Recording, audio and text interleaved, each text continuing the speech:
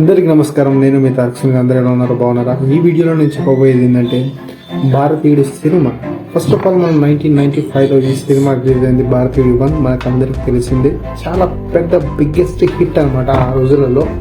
ఆ రోజులలో కొన్ని కోట్ల వసూలు చేసింది. ఈ సినిమాకి సీక్వెల్గా మళ్ళీ 20 ఏళ్ళ తర్వాత ఈ సినిమా రావడం జరిగింది.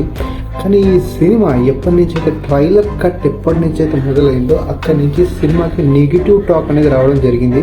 అది అందరికీ తెలిస్తే దాంతోపాటు ఈ సినిమా భారతీయుడు 2 ఎప్పుడైతే ఈ సినిమాని స్టార్ట్ చేశారో 50% సినిమా అయిపోయిన తర్వాత ఒక మేజర్ ఇష్యూ సెట్లో అయిందని, సెట్లో కొన్ని బడ్జెట్ ప్రాబ్లమ్ దాని తర్వాత కొన్ని యాక్సిడెంట్స్ అవి అయినాయని సినిమాని టోటల్గా దీన్ని ఎవరైతే ఫస్ట్ కళానిధి మారన్, సో మన రోబోటుకి ఎవరైతే దీనికి రోబోటిక్ ఎవరైతే ప్రొడ్యూసర్గా ఉన్నారో వాళ్ళే తీశారన్నమాట. దాని తర్వాత ఈ సినిమా బడ్జెట్ పెద్దగా అయిపోవడంతో ఆ సినిమా నుంచి వీళ్ళు తప్పుకున్నారనమాట.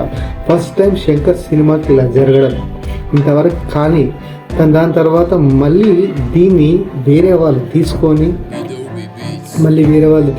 దీన్ని మళ్ళీ చేయడం జరిగిందనమాట. మళ్ళీ సినిమాని ఎట్టకేలా పట్టాలెక్కించడం జరిగింది. దీని వెనుక ఉన్న పెద్ద కథ ఇది. కానీ ఈ సినిమా రిలీజ్ కాకముందుకు సినిమా ఒక డ్యూరేషన్ ఏదైతే ఉందో భారతీయుడు 2 కోసమే స్క్రిప్ట్ అనేది రాసుకోవడం జరిగింది. కానీ ఈ సినిమా తీస్తున్న కొద్ది లెంత్ అనేది పెద్దగా అయిపోయింది అనమాట.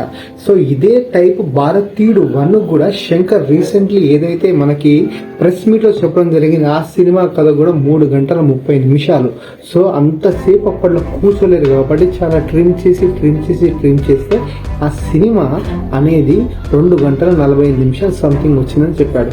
కానీ ఈ సినిమాలో ఏదైతే భారతీయుడు 2 అనుకొని తీసిన కథ ఏదైతే ఉందో ఆ కథ పూర్తిగా 2 పార్ట్లుగా రావడం జరిగిందనమాట. సో ఎంత కట్ చేసినా కానీ సినిమాలో ఏదో ఒక లూపోల్ మిస్ అవుతుంది. ప్రేక్షకులకు అనుకున్నట్టు నేను చూపించలేకపోతానని ఈ సినిమాని 2 పార్ట్గా డివైడ్ చేయడం జరిగింది. సో ఇప్పుడు అది ఫ్యాషన్ ఇప్పుడు ఏదైతే వెరీ కామన్ అనమాట. ఎందుకంటే KGF 1, KGF 2, Pushpa 1, Pushpa 2, Baahubali 1, Baahubali 2, so ఇలా రోబో 1, రోబో 2 ఇలా ఏవైతే సినిమాలు అనుకుంటున్నారో దీన్ని ఎక్స్పాండ్గా చేసుకోవడం జరుగుతుంది అనమాట ఈ రోజులలో. ఎందుకంటే ప్రేక్షకులు కూడా పార్ట్ 1, పార్ట్ 2, పార్ట్ 3 కూడా చాలా మంది ఆసక్తికరంగా చూస్తున్నారు. ఎప్పుడైతే బాహుబలి 1, బాహుబలి 2 హిట్ అయింది, దాని తర్వాత KGF 2 హిట్ అయిపోయింది, దాని తర్వాత సలార్ 2 కోసం చూస్తున్నారు. అంటే ఏదైతే సినిమా రాసుకుంటున్నారో కథ, ఆ కథని ఎక్స్పాండ్ చేసుకుంటా పోతున్నారు అన్నమాట డైరెక్టర్. సో అలా అనమాట. సో ఈ భారతీయ సినిమా టోటల్గా మూవీ ఎలా ఉంది అంటే ప్రేక్షకుడికి అప్పట్లో కమల్ హాసన్ గారు నటించిన పాత్రల్లో ఏదైనా డైనమెటిక్ ఒక కమాండ్ ఉన్న పాత్ర ఏదైతే ఉంది అంటే అది సేనాపతి పాత్ర అనమాట. అందరికీ తెలిసిందే సేనాపతి పాత్ర అంటే అది ఎంత ఫైర్తో కూడిన పాత్ర. ఒక దేశభక్తి, ఒక ఆర్మీ సోల్జర్ నుంచి తెల్లవాళ్ళతో ఫైట్ చేసిన పాత్ర అది అందరికి తెలిసిందే, చాలా సుపరిచితము. కానీ అదే పాత్ర దీంట్లో కమ్ బ్యాక్ ఇండియన్ గా చూపించడం జరిగింది. కానీ నిజంగా చెప్తా చాలా ఫెయిల్ అయిపోయాడు అనమాట. అంటే ఒక అనవసరమైన స్క్రీన్ ప్లేస్ వచ్చేసాయి. ఏదైతే అప్పట్లో మనం మర్మకళ అనేది ఎంత ప్రాచుర్యం చెందిందో ఆ కళని భారతీయుడు 1లో మనం క్లారిటీగా చూసాం. ఎందుకంటే ఆ రోజులలో ఉన్న కలరీ విద్య కానీ ఇలాంటి మర్మకళ విద్య కానీ చాలా రేర్ అనమాట. సో దాన్ని తీసుకొని మనకు ఒక్కడు సినిమాలో కూడా చూపించడం జరిగింది, అదే కలరీ విద్య, మర్మకళ విద్య.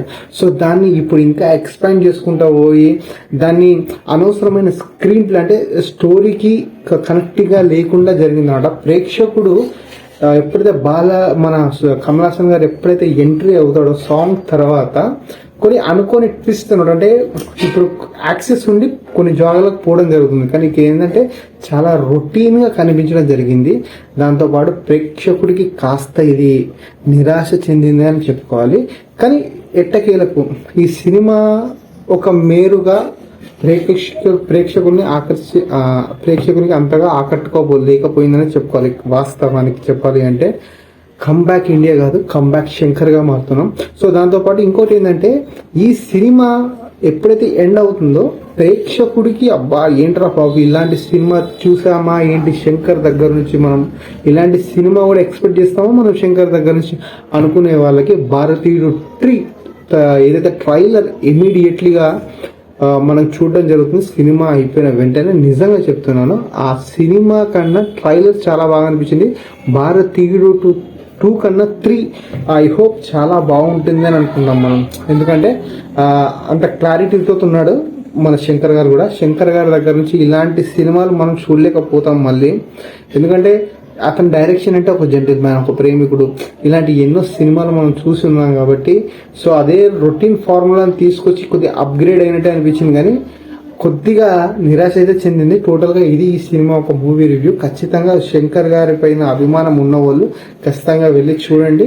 ఐ హోప్ ఈ సినిమా అంతగా నచ్చకపోయినా భారతీయుడు 3 ఖచ్చితంగా మీకు నచ్చుతుంది. ఇది నా రివ్యూ. జై హింద్. నేను మీ తారక్.